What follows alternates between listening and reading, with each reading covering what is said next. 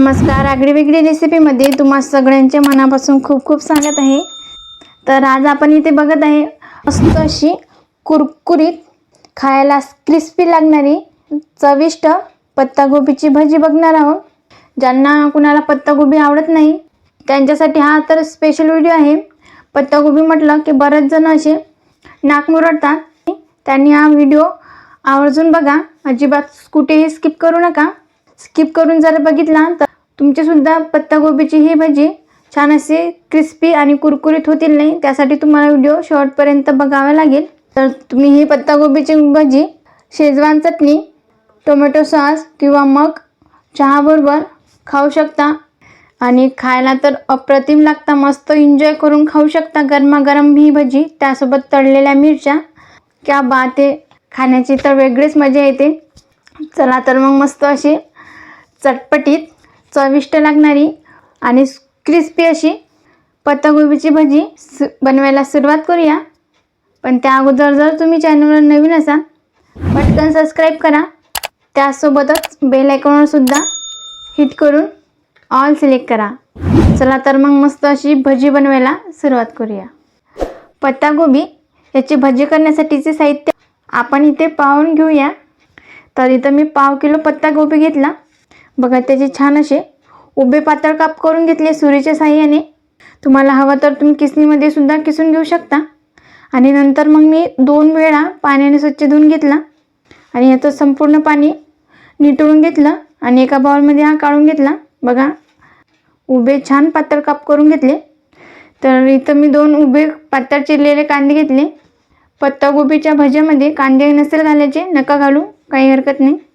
5 ते 6 हिरव्या मिरच्या आहे, बारीक कट करून घेतल्या।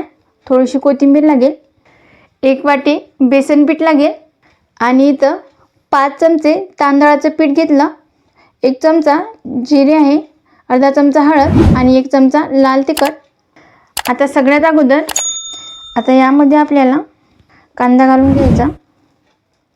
तुम्हाला नसेल आवडत नका घालू, कारण या कांद्याने चव छान येईल या भज्याला, म्हणून मी घालते। थोडीशी कोथिंबीर, हिरवी मिरचीचे काप, बेसन पीठ आहे हे सुद्धा घालून घ्यायचं आणि इथे जिरे, हळद, तिखट, तांदळाचं पीठ आहे हे सुद्धा यामध्ये घालून घ्यायचं। तांदळाच्या पिठाने काय होते, भजी एकदम कुरकुरीत होतात।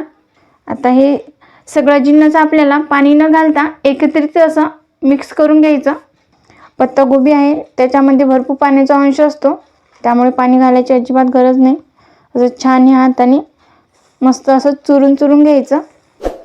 आता बघा, हे मिश्रण मी व्यवस्थित असं एकजीव करून घेतलं। आता यामध्ये आपल्याला चवीनुसार मीठ घालून घ्यायचं। मीठ अगोदरच घालायचं नाही, कारण मग त्याला पाणी सुटेल। तर आता मी चवीनुसार यामध्ये मीठ घालून घेते। आणखी एकजीव करून घ्यायचं हे मिश्रण, तुम्ही बघू शकता। पाणी न घालता हे मिश्रण मी छान असंच मळून घेतलं। तुम्ही बाइंडिंग बघू शकता, मस्त असं छान आलं आहे। मस्त असं हे मिश्रण सेट झालं। हे जे मिश्रण आहे हे केलं आपण, हे असं सेट होण्यासाठी ठेवून नका देऊ, याला भरपूर असं पाणी सुटेल, लगेच याचे भजी करायला घ्यायचे। बघा, इथं मी एक असा हाताने अगोदर हे भजी करून घेते। तुम्हाला नसेल जमत तुम्ही तळताना सुद्धा भजी सोडू शकता, मी अगोदरच हे करून घेते कारण ते सोपं पडेल म्हणून। याप्रमाणे असं बघा, आणखी एक तुम्हाला मी करून दाखवते।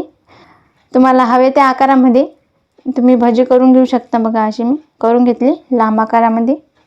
आता याचप्रमाणे सगळे भजी करून घेते। आता भजी करण्यासाठी इथं गॅसवर तेल गरम करायला ठेवलं आहे आणि तेल हे व्यवस्थित असं तापून घ्यायचं। आता इथे तेल मी व्यवस्थित असं तापून घेतलं आहे। तर आपल्याला गॅसची फ्लेम कमी करायची, मिडियमपेक्षा थोडं जास्त आणि फुलपेक्षा थोडं कमी अशी याची फ्लेम ठेवून आपल्याला ही भजी तळून घ्यायची आहे। त्याचबरोबर इथे मी सगळे भजी असे करून घेतले, हात भरतील नाही म्हणून। आता ही भजी आपल्याला या तेलामध्ये सोडून घ्यायची। बघा, एक एक भजी यामध्ये सोडून घ्यायची आहे। जेवढे यामध्ये मावतील तेवढे मी सगळे सोडून घेते। आता इथे पलटी करायची अजिबात घाई करू नका, एक बाजू चांगली तळून घेऊया, नाहीतर मग पलटी करायची घाई असाल तर हे भजी तुटून जातील। चवीला तर खूप छान लागतात ही पत्ताकोबीची भजी. आता मी पलटी करून घेते. बघा, एक बाजू छान अशी झाली आहे. तर हे भजे आतील भागामध्ये कच्चेसुद्धा राहिले पाहिजे नाही, म्हणून छान हे खरपूस रंगावर येईपर्यंत तळून घ्यायचे. गॅसची फ्लेम सांगितली त्याप्रमाणे ठेवून हे भजी तळून घ्यायचे, मस्त याचा सोनेरी रंगावर येईपर्यंत. तर बऱ्याच जणांना पत्ताकोबी आवडत नाही, भजी करून खा, चवीला एकदम छान लागतात. मस्त असा सुगंधसुद्धा येत आहे या भजीचा. तुम्ही बघू शकता कलर कॉम्बिनेशन खूप भारी आला आहे. बघा, कमीत कमी एक बाजू 2 ते 3 मिनटं व्यवस्थित तळून घ्यायची आहे आणि मग नंतर पलटी करायची. त्याने काय होईल, एक बाजू व्यवस्थित होईल आणि दुसरी बाजूसुद्धा व्यवस्थित तळल्या जाईल. आणि बघा, इथं मस्त असे कुरकुरीत तळले गेले हे भजे, काय सुरेख दिसत आहेत. संपूर्ण तेल नितळून घ्यायचं. काढून घेते. आता याचप्रमाणे सगळे भजी इथं मी तळून घेते. आणि तुम्ही बघू शकता इथे आपले पत्ताकोबीचे भजी बनून तयार आहेत. आणि बघा काय छान दिसत आहेत, एकदम असे क्रिस्पी झाले आहे. तुम्ही बघू शकता मस्त असे कुरकुरीत झाले आहे आणि आतूनसुद्धा खुसखुशीत झाले आहे. अजिबात कुठेही कच्चे राहिले नाही. तुम्हाला एक मी तोडूनसुद्धा दाखवते. बघा, क्या बात आहे, मस्त असा झाला आहे. चव तर याची खूप भारी लागते. रंग छान असा एकदम सुरेख आला आहे आणि खायला तर खूप टेस्टी लागतात. पत्ताकोबीचे भजे टोमॅटो सॉस, शेजवान चटणी किंवा मग चहाबरोबरसुद्धा खाऊ शकता. ज्यांना पत्ताकोबीची भाजी आवडत नाही त्यांनी अशा प्रकारे पत्ताकोबीचे भजे बनवून खा. तर मग तुम्हीसुद्धा एकदा ही भजे नक्की ट्राय करून बघा आणि रेसिपी कशी झाली ती कमेंटमध्ये सांगायला अजिबात विसरू नका. तुम्हाला जर आजचा हा व्हिडिओ आवडला असेल तर लाईक करा, जास्तीत जास्त तुमच्या फ्रेंड फॅमिलीसोबत शेअर करा. तसेच आगडी वेगळी रेसिपीला सबस्क्राईब करायला विसरू नका आणि त्याचबरोबर बेल आयकॉन हिट करून ऑल सिलेक्ट करा, ज्याने काय होईल मी छान छान रेसिपी अपलोड करेन त्याचे नोटिफिकेशन तुम्हाला येऊन जाईल.